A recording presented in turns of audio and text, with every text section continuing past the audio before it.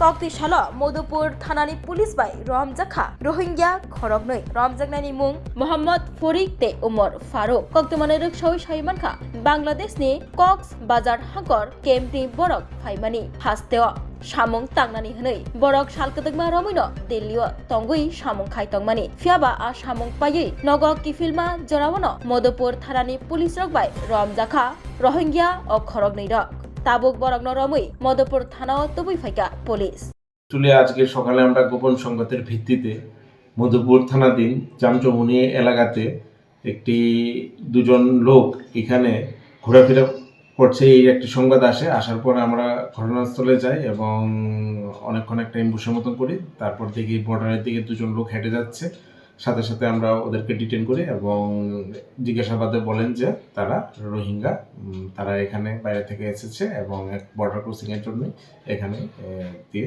বর্ডারের দিকে অগ্রসর হচ্ছে। কি নাম স্যার তাদের? একজনের নাম হচ্ছে গিয়ে আপনার ফারুক, আর একজনের নাম হচ্ছে গিয়ে সহিল। তারা কোথায় থাকতো? তারা মেনলি বাড়ি হচ্ছে বাংলাদেশ কক্সবাজার যেটা বললো, আর তারা যা বললো প্লাস্টিক কোম্পানিতে কাজের জন্য দিল্লিতে এবং পরবর্তী সময় জম্মুতে তারা কাজ করছে।